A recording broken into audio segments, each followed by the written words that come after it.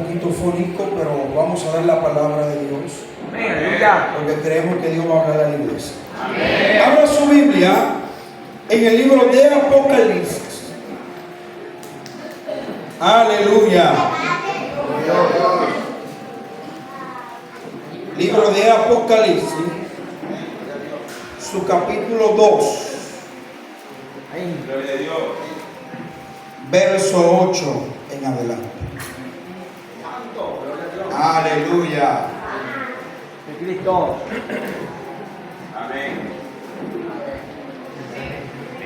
Todos lo tenemos. Amén. Ahora leemos bajo la comunión del Padre y Espíritu Santo. Amén.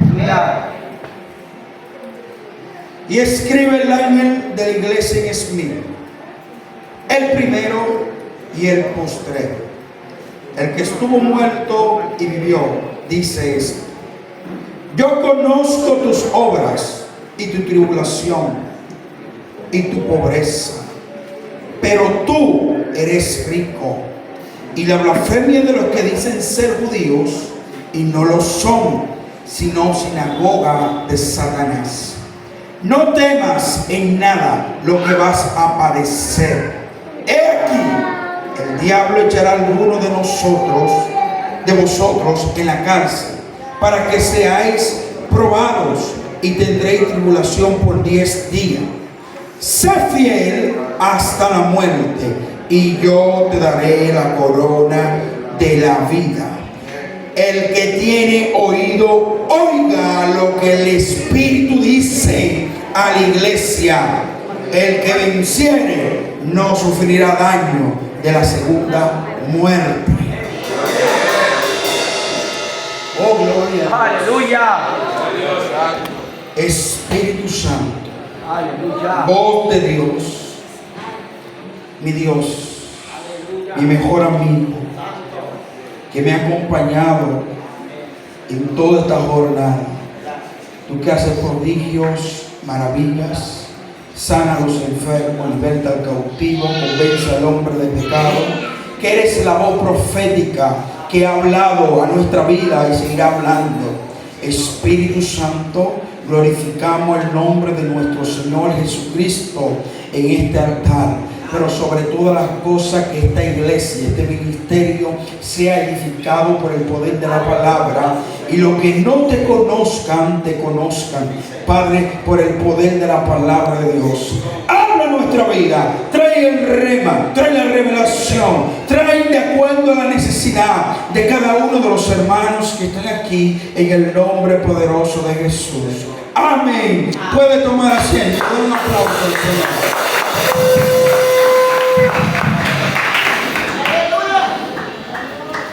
Vive Cristo. Aleluya. Aleluya. Gloria a Dios. Aleluya. Dígale a su hermano Esmirna.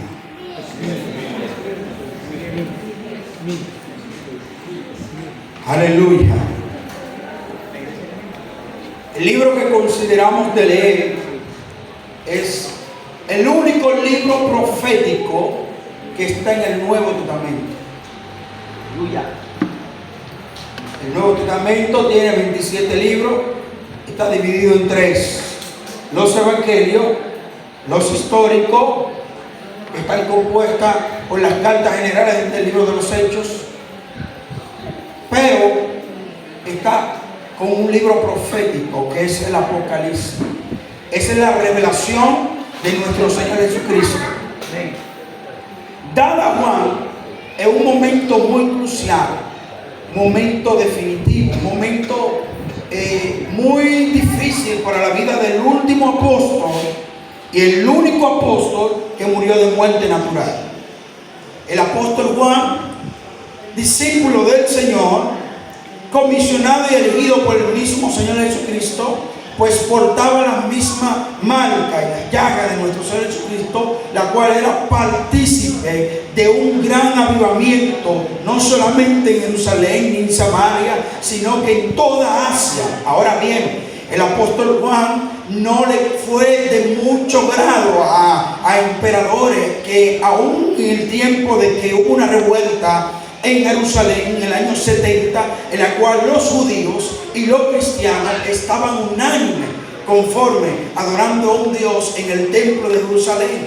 Pero esto trajo una gran disputa porque los judíos estaban conformes porque el cristianismo había proyectado o había crecido por un mismo judío. Ahora bien, ellos iban al templo, oraban, por eso vemos ejemplo de que Juan y Pedro fueron a la hora novena y cuando estaban orando en el templo, un mendigo que no estaba desahuciado, un mendigo que necesitaba provisiones y ellos dijeron: no tenemos oro ni plata, pero lo que tenemos te damos, recibe. Esa era una evidencia de que había una coinonía, había una unión, había una soberanía entre ambos hermanos judíos y gentiles que estaban congregándose, adorando a un mismo Dios. Ahora bien, el apóstol Juan no cayó bien en los ojos del emperador, un emperador que se le metió la misma enseñanza y el mismo poderío de Satanás y el reino de la tiniebla. Al apóstol Juan lo azotaron, al apóstol Juan lo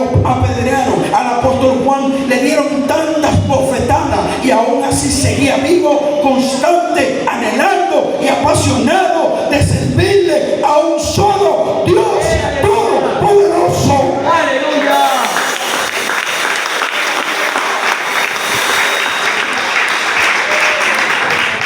El apóstol Juan recibió tanta persecución, pero no pudieron matarlo. Una de las últimas actividades que usó el gobernador para el apóstol Juan fue que lo metió en una olla hirviendo con aceite. Mas Juan no murió. Juan no pereció. Y digo, este hombre hay que deshacerlo. Si los látigos no acabaron con él, si el arrastre entre la sociedad tampoco, si las bofetadas de los guardias no pudieron detenerlo ni callarlo, pues entonces vamos a enviarlo a 260 kilómetros de Jerusalén, a una isla donde no hay ni una matica de palmo, a una isla donde no hay una sombra, a una isla donde el salitre del mar de Galilea y del oriente sé que se lo va a consumir, a una isla donde no hay un colchón cómodo, a una isla donde no hay un buen aire acondicionado, ni tampoco están los taxis, ni tampoco están las buenas alimentaciones. En esa isla llamada Palmo, ahí yo sé que él se va a morir, porque cuando él quiera buscar un masaje para consolar su cuerpo tribulado, encontrará muchas rocas desiertas y calientes. Ahí va a morir. Gloria a Dios. Pues el apóstol Juan, pues lo envían con el propósito de que pereciera y muriera en esa isla. Porque Satanás piensa que la obra y el ministerio del Señor Jesús en nuestra vida, las herramientas o estrategias o poderío humano lo va a detener. No lo va a detener. Aleluya. Gloria a Dios. Pero ¿qué acontece? Que en esta isla el apóstol Juan recibe una revelación aproximadamente en el año 96 al 95, el 96 después de Cristo, y en esta fecha se registra que se escribió esta poderosa revelación. El Señor se le apareció en un ayuno. El Señor se le apareció a Juan en un momento de santificación. Dice que estando Juan el día del Señor, dice que escuchó la voz, una voz como de estruendo, una voz de autoridad, una voz de poder, que dijo: Juan, el mensaje que tengo que dar. Juan, escucha lo que vine a hablarte. Juan, yo soy el alfa y el omega, el principio y el fin. Dice el Señor, el que es y el que era y el que ha de venir. Aleluya. Yo soy el Todopoderoso. Aleluya. Tengo una revelación para ti, exclusiva. Hace unos años, en el año 95, nació un niño que no fue planeado, sino por la experiencia y la pasión de dos personas que se gustaban. Ese niño creció, su padre fue responsable, aunque nunca vivió con él. Con pasar del tiempo, aquel niño decide ir a vivir a la casa de su padre, pues quería tener la experiencia y el abrazo de su padre, el amor, el cuidado, la responsabilidad, no verla a distancia, sino convivir con él. Sucede que su padre se sentía orgulloso, porque apenas con 14 años de edad, aunque su padre le daba $20 diarios por ir a la escuela, y tenía mucha plata y tenía todas las provisiones, pero esto no era nada. Su padre se sentía orgulloso, con vigor y con fuerza, y se sentía con anhelo y con un privilegio de decir: mi hijo consume alcohol igual que yo, mi hijo tiene mujer igual que yo con 14 años, mi hijo tiene una experiencia, mire, de la calle que usted no se puede imaginar. Yo me siento contento porque la vida de ese hombre, del padre de aquel niño, era una vida corrupta, una vida atraída al pecado, una vida apasionada a los placeres de la calle, del mundo. Ahora bien, cuando este joven decide, por la angustia y la necesidad que había en su vida, renunciar al pasado o renunciar a los patrones,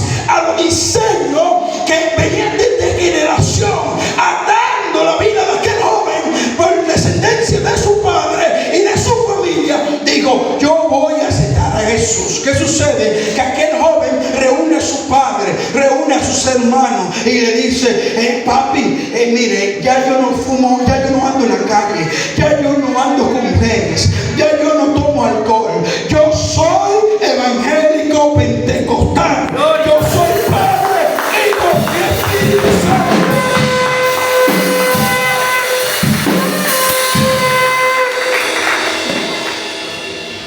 Y aquel padre fue como que le cayera un concreto fuerte. Se puso negro con los cachos y empezó a darle golpes a aquel joven y lo sacó de la casa. A aquel joven le costó vivir 10 meses en la calle, durmiendo en los montes o durmiendo en la misma iglesia. A aquel joven le costó vivir 5 meses vistiendo el mismo pantalón, teniendo la camisa, y en hora de la noche la lavaba y al otro día se la ponía a sí mismo húmeda. A aquel joven le costó ya no tener plata, no tener nadie que cubriera su necesidad, porque el único refugio que lo tenía lo negó, el único refugio que tenía lo impulsó de la casa. ¿Sabe por qué? Por simplemente aceptar a Jesús, porque su padre decía que en su casa no puede haber evangélico.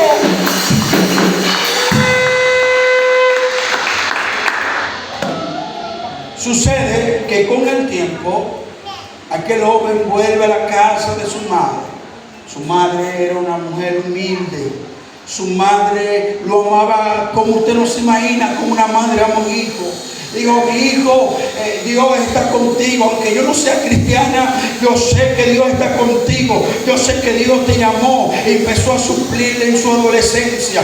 Con el tiempo, las cosas entre el padre aceptó de que él era cristiano, pero no tampoco lo aceptaba en sí, sino por compromiso de hijo. Ok, sigue tu mundo, tu religión, yo seguiré mi paganismo. Sucede que con el tiempo aquel padre ya no tenía las empresas que le generaban mucha plata, millones de pesos. Aquel padre tampoco tenía todas las mujeres que tenía en cada cuadra, no estaba solo, cae enfermo en su momento de leche, cuando un cáncer terminal está destruyendo todos sus órganos, todos sus intestinos, que los médicos dijeron: ya la quimio no puede, ya no hay solución.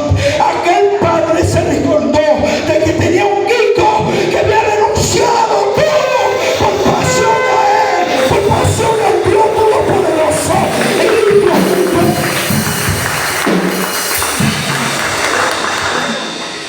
Y dijo: ¿dónde está mi hijo? porque yo anhelo tener el Dios de mi hijo. Ese joven, sí yo. Ese joven es el que está aquí predicando. Amén. Gloria a Dios.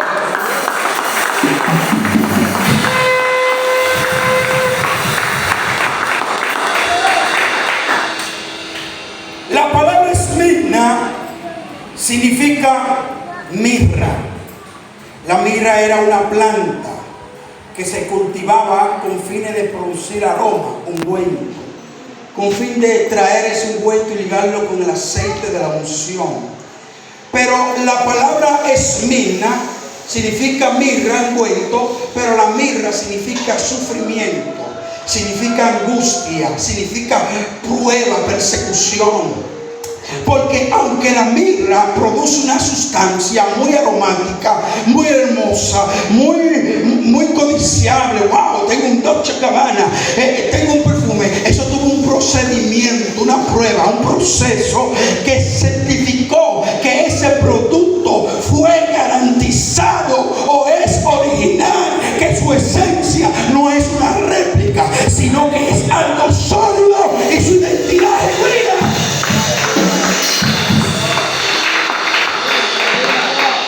La palabra Esmirna significa amargura, sufrimiento.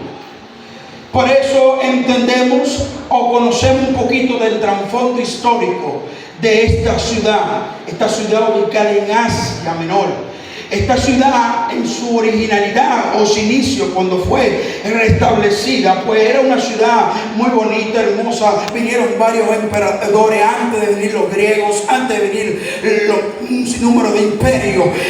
Mire, y esto fue extraordinario. Pero ¿qué acontece? Que después esta ciudad fue destruida y un general del ejército, Alejandro el Magno, dijo: mire, señor rey, mire, hay una ciudad que es un puente. Esta ciudad es muy bonita, es pequeña, pero es un comercio y es un enlace que sé que en el futuro pues será algo extraordinario para nuestro reinado. ¿Cómo así? Sí, mira, en esa ciudad hay un cruce, un canal parecido al canal que hubo en los Corintios. No, el canal que está en Centroamérica, en Panamá. En ese canal yo sé que los griegos, nosotros que estamos empoderados aquí, más los de otros continentes van a venir y van a venir a buscar provisiones de diferentes importaciones. Lo que nosotros tenemos, ellos vendrán por ellos, más lo que nosotros necesitamos, ellos no lo traerán aquí, y esto será un enlace. Por eso es que Esmirna se conoce como la perla de Asia Menor. En aquel entonces Esmirna era una ciudad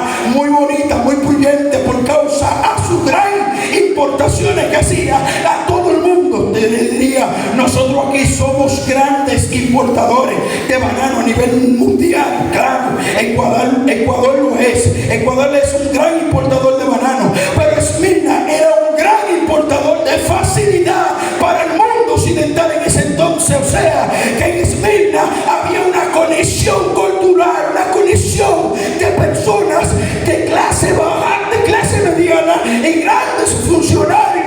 Amén. Pero ¿qué acontece? Que Esmirna fue impactada más hacia adelante por el imperio de Roma. Los romanos no eran como otros imperios. Los griegos llegaron, implantaban su cultura, sus grandes estatuas, su conocimiento, su poderío. Pues los romanos, ellos implantaban solamente su poder. Si habían estatuas hermosas, conocimiento que le aportaban, pues lo ligaban. Entonces por esto podemos ver los grecos romanos. Ahora bien, ¿qué sucede? Que está toda la estructura de un antiguo Esmirna. Está toda la estructura de un antiguo comercio griego. Ahora hay una estructura de un imperio que está predominando todo el continente. Ahora bien, esto significaba que en Esmirna había una población que tenía un poderío extraordinario para su tiempo. Estaba una civilización que venía de otras provincias, pero también estaba implantada la civilización de Roma. Roma tenía una cultura, Roma tenía una civilización que tenía subdivisiones. Estaban los padres, que eran los patricios. Ellos tenían derecho a ser un precónsul, ellos tenían derecho a ser alguien con voz y poder en medio de la sociedad. Tenían patrimonio extraordinario. Estaban los que eran los comerciantes, los vendedores, que también tenían un enlace con Roma. Ahora bien, pero estaban los plebeyos, estaban los esclavos. ¿Qué significaba esto? Que usted no iba a ver un patricio con un plebeyo sentado en la mesa, mucho menos con un esclavo. Pero cuando el apóstol Pablo está en Asia, que tiene 1 año y 9 meses en Éfeso, experimenta un amor y una pasión, que este amor que perseguía, que venía con Jesús y estaba en vuestros corazones, entonces salpicaba a otro de ese avivamiento. Por eso es que el apóstol Pablo le dice a los Gálatas: ya no hay judío ni griego, no hay esclavo ni libre, no hay varón ni mujer, porque todos vosotros sois en Cristo Jesús.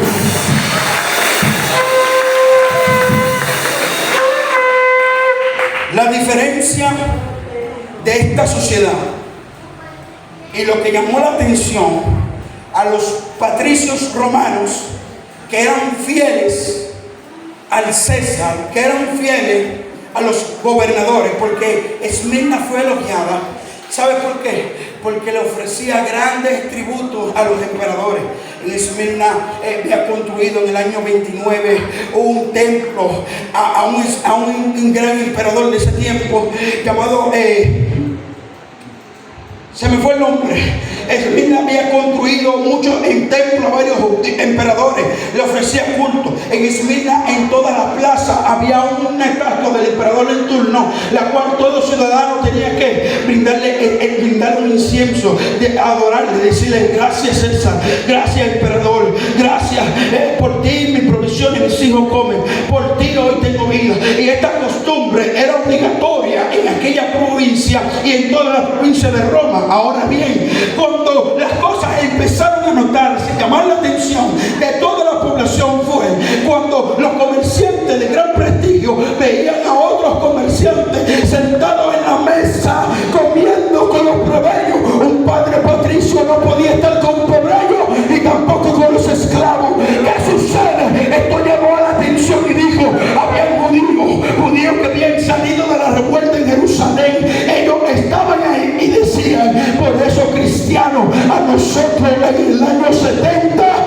nos destruyeron lo más sagrado que teníamos en Jerusalén. Ahora más está metido en Esmirna y hay posibilidad que ya mi prosperidad también perezca.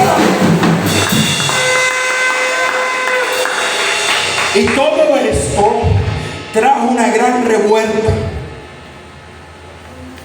porque los comerciantes judíos no querían perder sus posiciones por causa a los cristianos, porque los cristianos no se sometían al sistema, los cristianos no se sometían a la obligación del gobierno, de la alcaldía.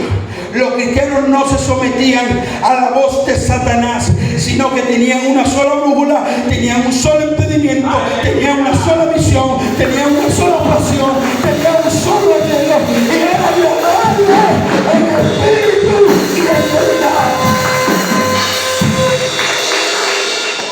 ¿Estamos aquí? ¿Usted me entiende? Cualquier cosa los ángeles le van a interpretar el lenguaje que estoy hablando. Significaba que esto trajo una gran revuelta, pues hay unos cristianos que tenemos que buscar una solución. Sepa esto, que buscaron a los representantes, pues se lo llevaron donde el precónsul y le dijeron: mire, tenemos una solución para ustedes. Ustedes se han convertido en una amenaza para nosotros, pero queremos considerar su religión como consideramos el judaísmo. Y el judaísmo era una religión oficial. Ahora bien, queremos que ustedes a ese Cristo hagan una estatua y también le pongan juntamente con la de nosotros. Y así hay una armonía. Los que adoran a los dioses egipcios, vuelvan al templo y adoran la estatua de los dioses egipcios. Los que adoran a los emperadores, adoran a los emperadores. Y ustedes, como adoran a su Señor Jesucristo, pues también hagan una estatua y pongan al lado Julio César para que la adoración sea continua. Los cristianos dijeron no. Aleluya. Gloria a Dios. Vive Cristo. No. Y eso trajo una revuelta de fuego, de persecución, de desesperación, que a pesar de que la persecución empezó después de la muerte de antes, en los años 50, cuando apedrearon a Esteban, y fue tan fuerte la persecución en ese entonces que un emperador llamado Nerón de Roma quemó la capital de Roma y dijo: esos fueron los cristianos. Los cristianos no eran una figura pública como lo somos hoy. Tal vez usted y yo somos una figura pública que tenemos este micrófono, cantamos bonito, tocamos el piano, o tenemos una buena elocuencia, estamos en las vallas, estamos en los estadios. Sí, los cristianos estaban en las vallas y eran una figura pública en ese entonces. Pero ¿sabe cómo lo eran? Ellos eran las velas en la oscuridad, porque lo encendían vivo. Ellos estaban en las hogueras, quemados en la fogata. Ellos estaban en los estadios, pero las fieras se lo comían. O sea, ellos tenían una publicidad, pero una publicidad diferente a la vanagloria que hoy tenemos.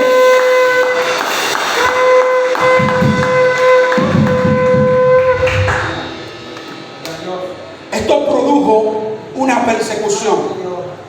Esmirna se le llama la iglesia perseguida. El periodo de la iglesia perseguida. El periodo de esta iglesia nace en el año 100 y culmina en el año 312. ¿Sabes qué? Hubieron grandes emperadores que martirizaron a los cristianos.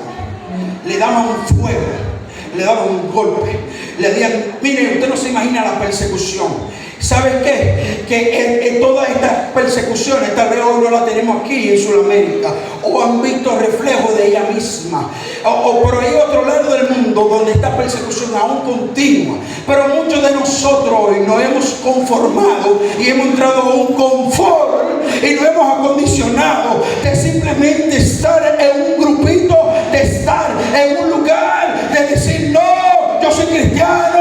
Sí, tenemos compromiso más con los líderes, pero Dios está provocando de que los tizones se te metan y empiecen a quemarte los pies.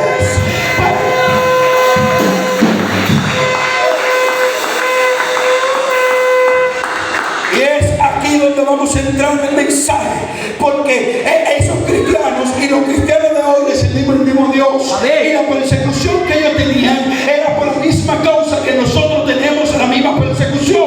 Porque hoy usted tiene una persecución, pero tal vez usted no la tiene, una persecución de castigo como ellos. Pero sí tenemos una persecución por lo que portamos, porque lo que portamos es grande, es poderoso y glorioso.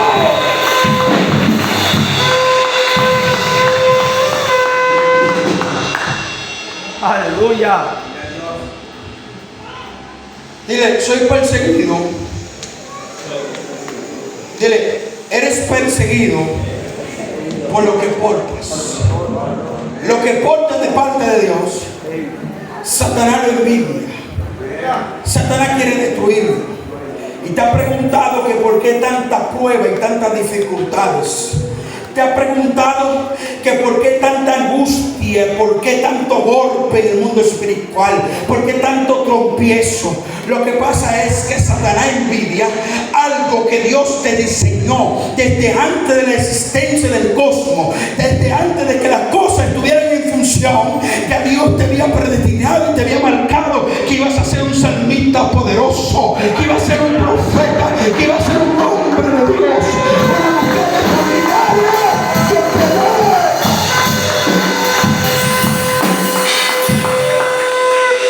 Varón, yo entiendo eso, Pero el proceso, mire, eso es fuerte, hermano. La gente que tiene llamado de Dios tiene persecución. Así de grande es el nivel que Dios te ha puesto, los escalones que ha llegado a cruzar. Así de grandes serán las batallas. Así de grande será el fuego. Así de grande será.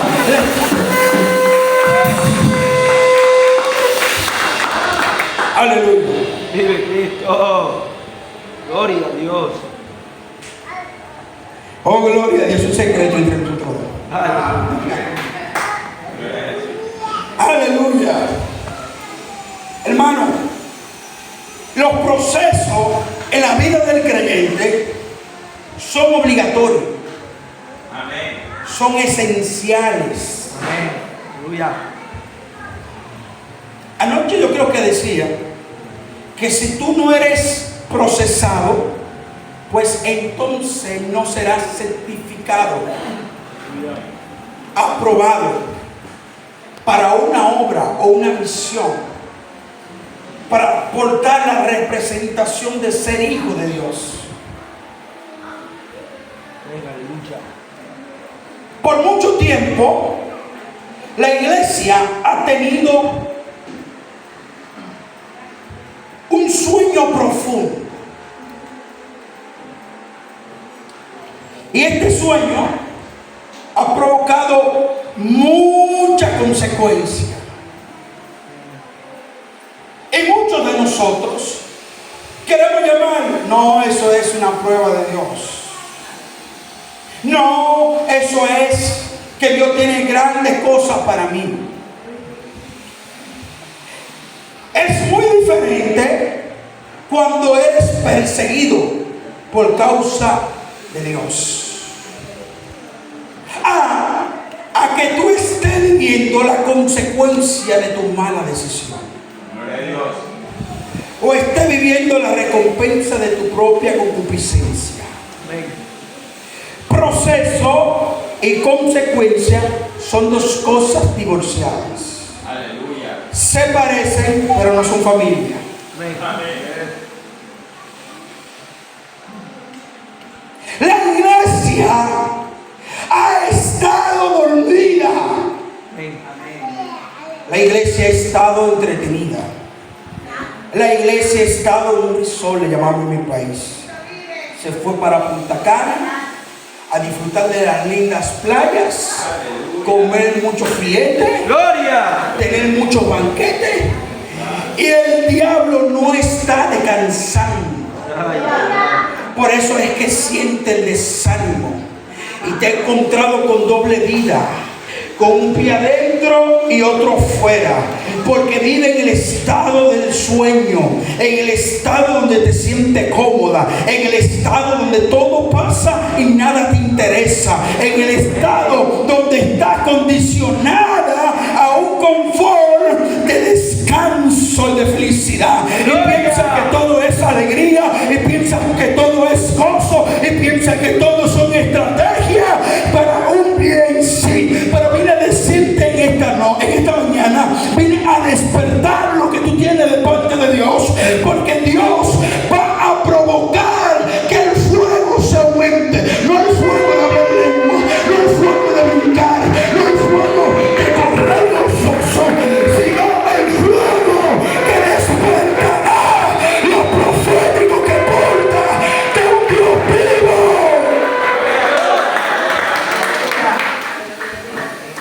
Hermano, aleluya.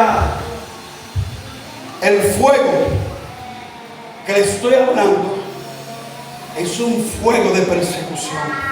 Amén. Aleluya. Es un fuego que a lo mejor tú te encuentras solo. Y ese fuego te quita tu comodidad, te hace padecer lo que otros padecieron, para que tú tengas la capacidad de servir como un testimonio vivo. Amén. Anoche dije un texto muy poderoso que lo amo y lo he hecho mío porque lo he vivido y me ha tocado vivir. Jesús dijo: Si yo pues, el Señor y Maestro, escuche esto. Si yo pues, el Señor y Maestro, he lavado vuestros pies, así también lavó los pies los unos a los otros. Porque ejemplo yo he dado, que como yo hice, también vosotros hagáis. Él está expresando la identidad que debe tener un creyente. Pero esa identidad es forzada por medio del proceso. Porque hay costumbre, hay personalidad que aún tenemos que necesitan ser quebradas. Por eso que el mismo Jesús dijo, de cierto os digo, que si el grano no cae y muere, pues no llevará fruto. Pero si éste muere, tendrá libertad, tendrá un renacimiento. El proceso en la vida del cristiano es para descacarar, demoler, quitarte de la capa vieja que está viciada a una identidad de un conformismo, de un paganismo, de una prepotenta. Y no tanto eso, sino que te ha empoderado de la doctrina del yo-yo. Yo canto, yo alabo, yo danzo, yo trabajo, yo tengo plata, yo visto bien, yo esto y lo otro. Y todo ese conformismo, todo ese conformismo es que ha detenido a la iglesia. Y Dios provocado que la iglesia en Ecuador despierte. Por eso el sicariato, por eso las bandas, por eso las bombas, por eso la crisis, por eso es porque Dios va a remover la mata para que los frutos que son.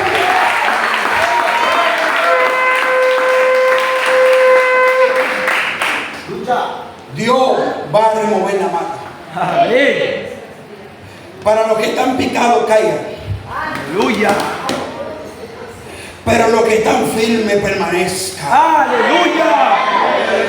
Porque el proceso no vino para quitarte del algo antes de tiempo. El proceso no es para cuando la mata esté removiéndose los frutos o los mangos que están nuevos caigan en su leche. No, el proceso es para que tus frutos se maduren, tenga o sea un cristiano de carácter, un cristiano genuino, con identidad del reino, que haya entendido que los diseños que Satanás tiene en contra del propósito genuino que Dios te ha hecho el llamado no van a prosperar ante el poderoso llamado de Dios.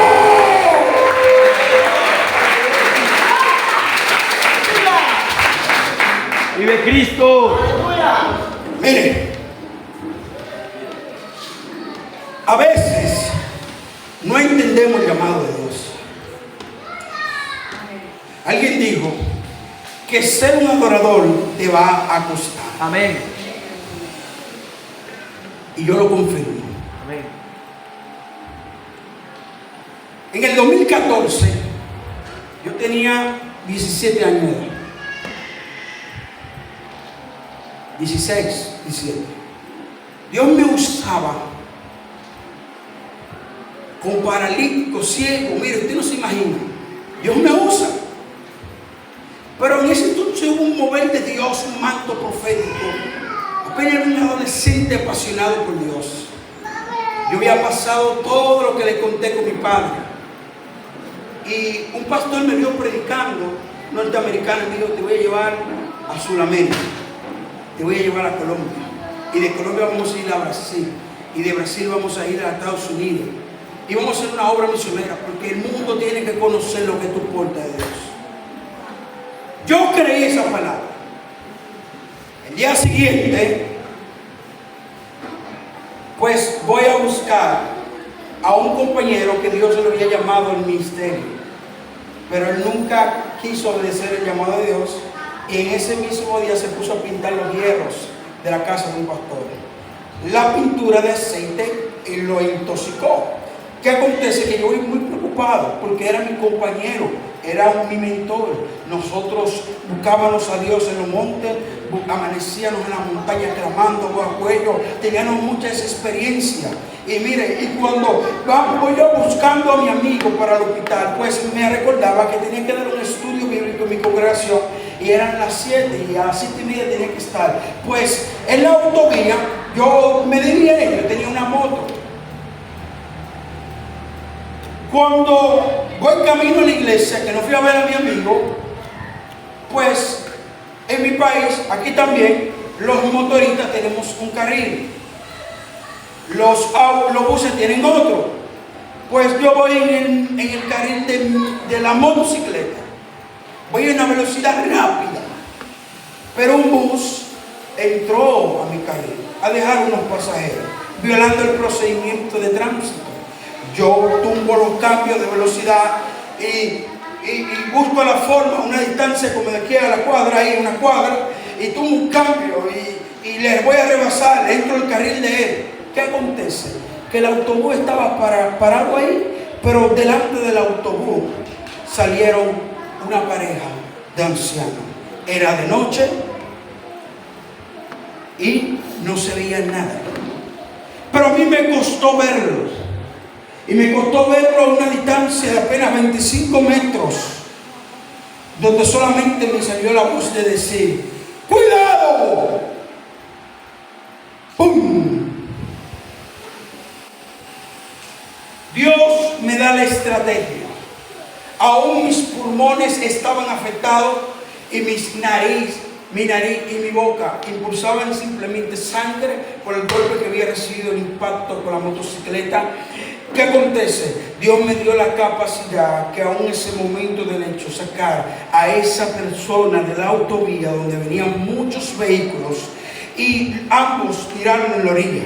La multitud vino, empezaron las familias a reclamar, pero otras partes de la familia dijeron: no, el joven no tiene la culpa. E incluso yo lo conozco, él es un predicador que predica en las plazas, predica en los hospitales, yo lo he visto, pero él no tiene la culpa porque nosotros vimos que él venía en su carril y ellos salían delante del automóvil y no miraron para ningún lado. Ok, ¿qué pasa? Que pasaron 21 días. Esta persona duró 21 días sin despertar, 21 días intensivos, 21 días donde las cosas estaban oscuras, juntando todas para mi persona. Bueno, dije yo a mi mamá me dijo: tranquilo, no hay ningún problema. Mi papá me dijo: bueno, tú resolverás, yo no tengo que ver con eso. Tenía una novia que estaba siempre ahí conmigo, pero ¿sabes qué? Cuando yo caminaba en la calle, me decían los que eran de mi propio equipo, los que estaban conmigo, los que adoraban conmigo en un templo: ahí viene el matapastor, el mataviejo. ¿Por qué? Porque esa persona que fue atropellada era simplemente un obispo de la iglesia más grande de la zona metropolitana de mi ciudad. Yo no lo sabía hasta el momento que murió, pero ¿sabes qué? Todo eso produjo una consecuencia y una estrategia de Satanás para ennublecer tu mente, para que tú no creas en el diseño que Dios ha dado a tu vida. ¡Aleluya!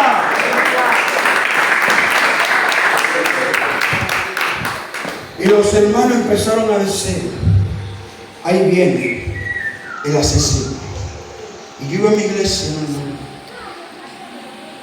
y esta voz constantemente golpeaba mis emociones. Esta voz constantemente golpeaba mi felicidad. Apenas era un joven con un sueño de superarlo, de crecer. Y en un segundo escuché la voz de Satanás y me costó 6 meses en un lado, con una crisis emocional. La familia de aquel hombre de Dios dijo: varón, nosotros sabemos que Dios está contigo, sabemos que fue un accidente, que no fue provocado por ti, esto y lo otro, más entendemos que esto es algo libre de oro, esto es algo que no tiene un procesal de una persecución para ti judicial, no, porque tú estabas legal de todos tus papeles, tú no tuviste la culpa. Ahora bien, tenemos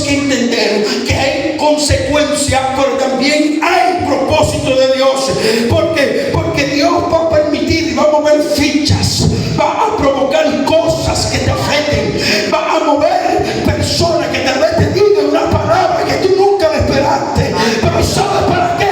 Para que lo que está en ti empiece a tener un renacimiento y empiece a moverse. ¿Por qué? Porque mediante esté apagado, mediante esté durmiendo, no vas a calificar.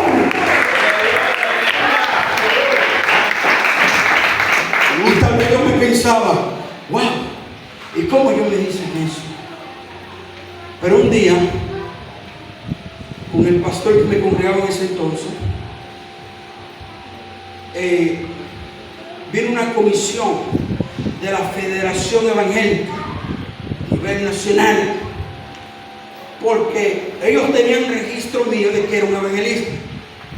Pero este hombre que murió tenía aproximadamente 800 personas que dependían de él. Él era un maestro extraordinario de construcción. Habían personas que eran cristianas, otras no. Sucede que mediante estoy en esta persecución, la federación manda una carta que mandara un representante que fuera a darme la cara. Como cristiano, como padre espiritual, voy donde mi pastor y digo, pastor, pasa lo siguiente. Mire, me están pidiendo una representación como mi credencial. Sí, soy evangelista, pero necesitan una representación de mi pastor. No va a haber juicio contra mí, no va a haber nada, esto y lo otro. ¿Sabe cuál fue la respuesta? ¿Acaso tú quieres que a mí me tiroteen? Tú estarías loco. Eso fue un golpe. Pero ese golpe no fue para muerte. Ese golpe no fue para sepultarte. Porque van a venir golpes, como te repetí anterior, que no serán para sepulcro, sino que serán para vida. Porque ese golpe va a romper tus emociones. Ese golpe te va a dar y va a destruir lo que más te gusta. Va a destruir lo que tanto tú anhelas.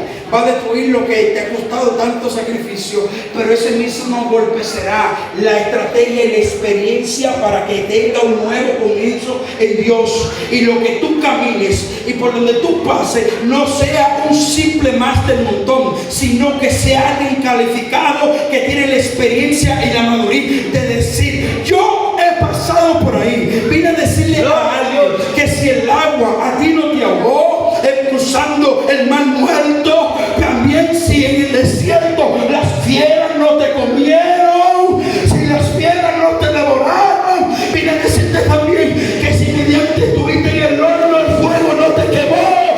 Esto no significa de que tú eres una casualidad, tú eres un propósito vivo.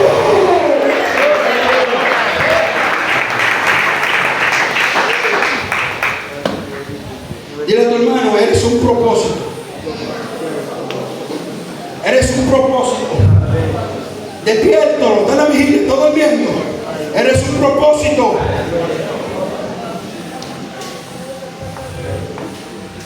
Lo que nosotros pensamos que nos va a matar será el motor, lo que va a impulsar un desarrollo espiritual. ¿Sabe qué? En el continente africano pasó algo, pastor. En la década del 75-85 hay un país llamado Uganda. Usted lo puede buscar. Uganda era un país, es un país sudafricano. Este país había muchos cristianos, pero también había mucha idolatría.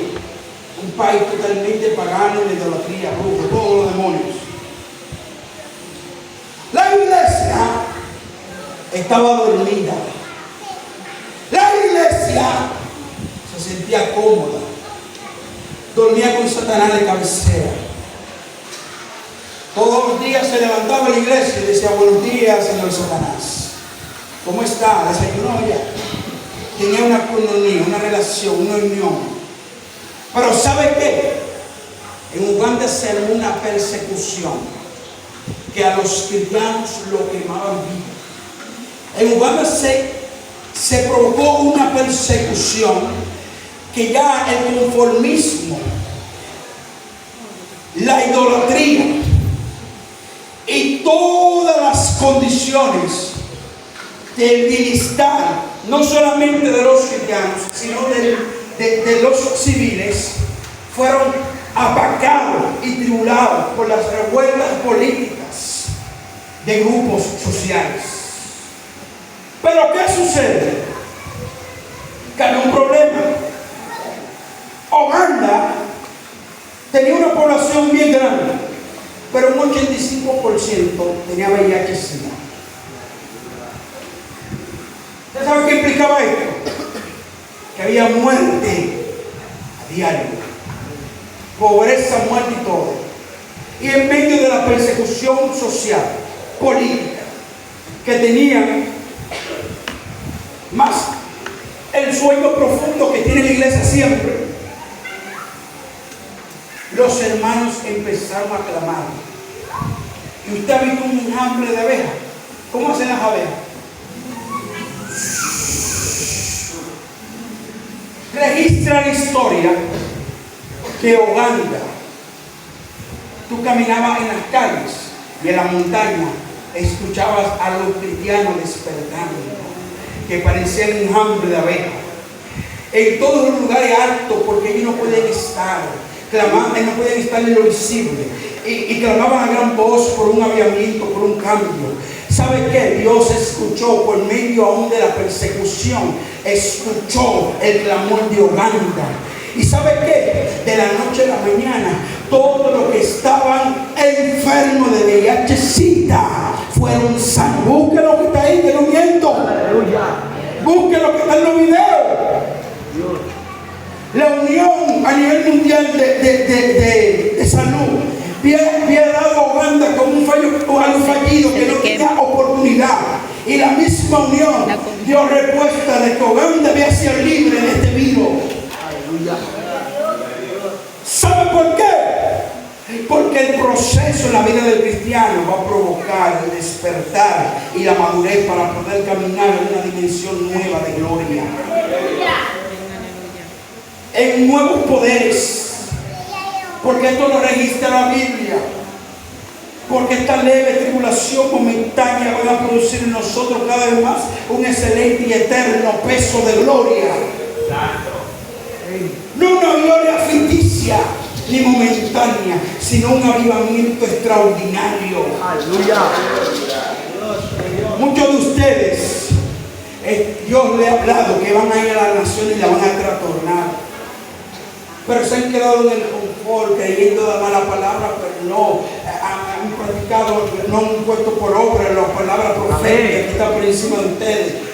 Yo vine a hablar con una iglesia que esta iglesia está enfocada en destruir las acechanzas de Satanás. Y eso va a provocar una consecuencia, va a provocar un proceso, va a provocar una persecución. Pero vine a hablar con esta iglesia también de Esmirna, porque la iglesia de Esmirna duró 213 años con diferentes emperadores que quisieron opacar el brillo, el don, el llamado que Dios le había hecho. Ahora bien, vine a decirle a alguien que Esmirna no la detuvo Tragano, no la detuvo Antonio Pío, no la detuvo Marco Aurelio, no la detuvo Séptimo Severo, no la detuvo Tercio, ni tampoco Valeriano, ni Diocleciano. A la iglesia no la detuvo el diablo, ni demonio, tampoco a ti te va a detener.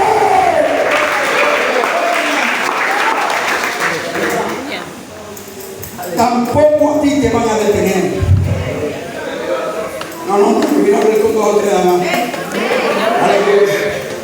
Lo que está pasando es pasajero. El apóstol Santiago, apóstol en Jerusalén, representante de todos los apóstoles de Jerusalén, consejero oficial en Jerusalén, tiene problemas. Y es que los saduceos, los celotes, los escribas y los fariseos están en revuelta. Más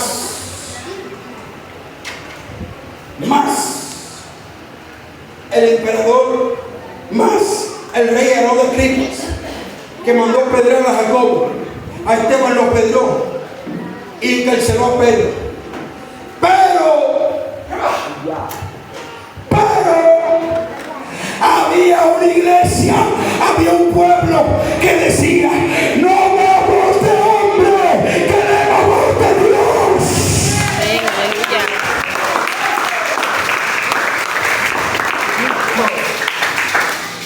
Queremos voz de Dios. No quiero voz de hombre, quiero voz de Dios. Porque la voz de Dios es la que me direcciona al marco profético. La voz de Dios es la que me capacita. Pero ¿sabe qué? Esa voz de Dios, mis oídos tienen que ser afinados por el proceso para escucharla. Por eso que el mismo apóstol Santiago dijo: someteos pues a Dios, resistir al diablo y él irá de vosotros. Dios te está llamando no a que le haga guerra a Satanás. Satanás no tiene poder para destruirte. Satanás no tiene poder para deshacer el diseño original que Dios ha puesto en ti. No vas a abortar. No morirás. El propósito divino de Dios Todopoderoso, aún en que haya prueba, va a permanecer.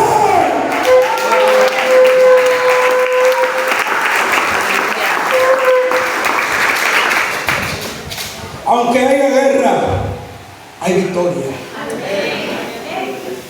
Aunque Herodes quiera matar al niño va a nacer. El ministerio va a nacer. Oh, gloria a Dios. Dios te va a dar la victoria por encima de lo que digo la alcaldía, por encima de lo que digo la banda, por encima de lo que digo la economía en Ecuador, por encima de lo que diga Satanás. Aunque no haya vaca en los corrales, aunque la vida de su fruto, aunque todo eso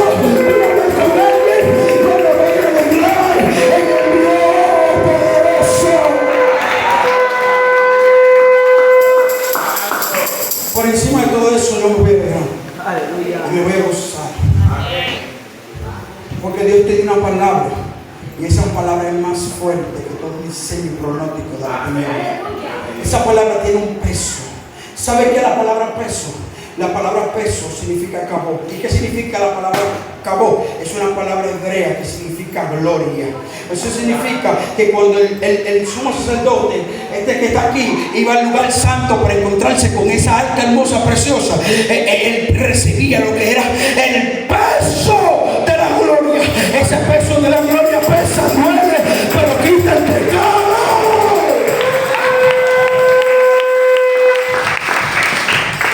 Por eso te sientes cargado. Por eso sientes tanta opresión. Por eso sientes tanto compromiso. Por eso sientes el celo por la obra. Por eso sientes el anhelo de servirle a Dios en espíritu y en verdad. Por eso sientes como algo como que no te deja tranquilo. Como que algo te hace inquieto. Pero vine a decirte que el que empezó la obra la va a terminar. Tú no morirás. Cuando el diablo diga, tú vas a caminar en el próximo.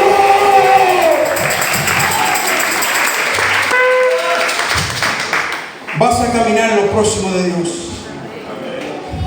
¿Cuántos reciben esta palabra? Amén. Vamos a caminar en lo próximo de Dios. Vamos a caminar en lo profético. Oh, gloria a Dios. Las serpientes y escorpiones no son físicas. Vine a decirme, esto es espiritual. El diablo tendrá que soltar mi casa.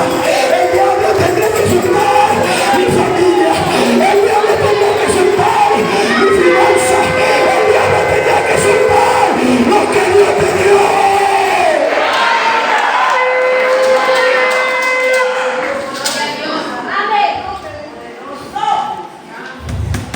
Oh, gloria a Dios. Un mover poderoso de parte de Dios. Aleluya. Esta iglesia anhelaba simplemente su presencia. Y cantaba, no me importa lo que cuesta. ¿Cómo que dice, Selmita? Su presencia.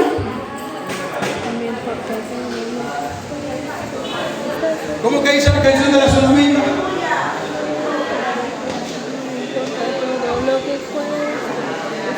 ¿Cómo que dice? ¿Dónde está la salmita? Pero acá. Es una salmista. ¿Y dónde que están?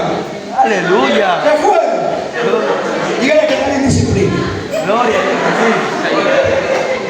No me importa lo que cueste. Su presencia que quiere en su hermano. Quiero más nada. Quiero la presencia de Dios. Su presencia es lo único que anhelo. Su presencia es el gozo, el regocijo, la paz. Que aún estando en escasez, soy feliz. No hay angustia ni desesperación. Soy el hombre más próspero. ¿Sabe qué? Con esto concluyo. Dice la historia que el pastor de esta iglesia en Esmirna se llamaba Policarpo. Diga conmigo, Policarpo. Policarpo lo fueron a buscar y le dijeron: Policarpo, entonces eres el pastor de la iglesia aquí en Esmirna. Y él le dijo: sí, soy yo. Pues mira, tenemos una orden del procónsul. Somos centuriones del ejército romano. Somos dos. Esto significaba que a Policarpo lo fueron a buscar aproximadamente 200 guardias, porque él era una amenaza para el imperio por el masivo movimiento y el mover de Dios que estaba en Esmirna aún en medio de la persecución. Y le dijeron: hemos venido a buscarte porque el procónsul necesita verte. Y él dijo: me dan un chance, necesito orar, me acabo de levantar. Así te damos el chance.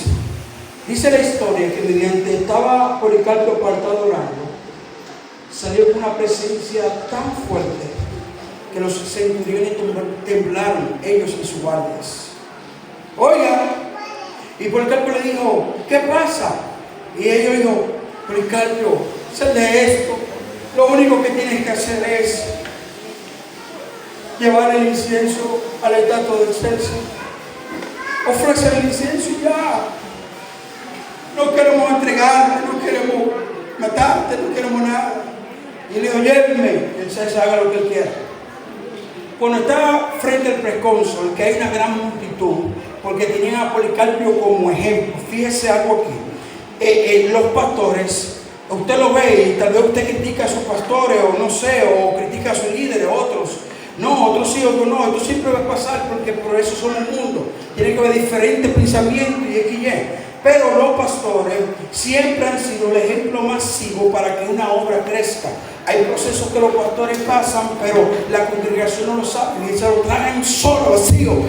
Dicen: no, esto me lo voy a beber yo esta copa, porque la iglesia no puede, porque si la iglesia sabe, pues la iglesia va a sufrir también en ese mismo proceso. Ahora bien, fíjense algo: Policarpo está delante de una gran audiencia, Policarpo está delante de muchas personas, pero dentro de todas esas personas estaba la iglesia de Jesucristo que él pastoreaba, porque la iglesia, como le expliqué al inicio, no era una figura pública. La iglesia hacía reuniones, ¿sabe dónde? En las catacumbas, en las cuevas, en los lugares donde los centuriones y los guardias ni nadie podía ir. ¿Sabe dónde era? Era en la montaña donde habían fieras que los guardias no entraban, o era abajo de la ciudad, dentro de cuevas, de túneles, y ahí se reunían y adoraban a Dios. Pero Policarpo está consciente de que los cristianos caminaban en las calles y vendían, pero ellos no se identificaban como cristianos, solamente en el encuentro de reunión. Pero él sabía que la plaza donde el precónsul le está diciendo: mira, esto es sencillo, aquí hay aproximadamente 2,000 personas. Yo sé que muchos de los que están ahí son de tu congregación. Sí, yo lo sé también. Sí, pero ¿sabes qué? Delante de ellos demuestra que el Dios que tú tienes no tiene poder, que el Dios que tú tienes está por debajo del César, está por debajo del paganismo, está por debajo del poderío romano. Solamente tienes que ofrecerle un cuento, ofrecerle holocausto y todo va a estar bien. Aleluya. Cuando un líder cae, se destruye toda una congregación. Son golpes, bombardeo de Satanás para querer destruir eso de parte de Dios. El precónsul sabía que si Policarpio negaba a su Dios, pues todo lo que estaba en iglesia en día también lo negaría. Y Policarpio apretó sus pantalones, puso su correa bien apretada. Y aquí está Policarpio. A su derecha está el precónsul y los centuriones, pero a su izquierda hay una hoguera. Y le dice: Policarpio, por última vez, haz el procedimiento de culto al César. Y Policarpio se para en pies y dice: 86 años Gloria a Dios. tengo sirviéndole a mi Dios Aleluya. y nunca me ha hecho daño. Gloria a Dios. ¿Por qué ahora de negarle? Aleluya.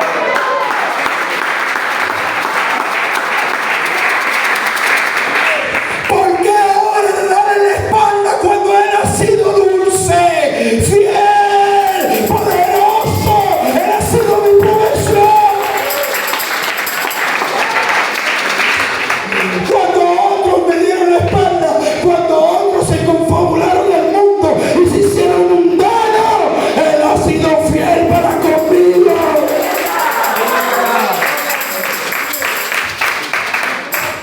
Para mí es más que un honor morir por mi Señor Jesucristo. ¡Guardias! ¡Amárrenlo! Y Policarpio está en la hoguera amarrado. Y le están poniendo todas las maderas, todos los pinos tratados, todas las casas, todo lo que habían ahí que buscaron en los montes. Llévenlo hasta arriba y dejaron la boquita abierta. Policarpio, estamos abiertos. Y Policarpio apretado en la hoguera, amarrado con muchas sogas y lleno de palos. Y cuando estaban reuniendo que iban a prender la hoguera, le preguntaron: Policarpio, ¿está a tiempo? Para mí es más como no morir por Cristo. Para mí es más con placer servirle. Para mí que esto importa verlo. No veremos pronto, mi Señor. Y prendieron a Policarpio vivo,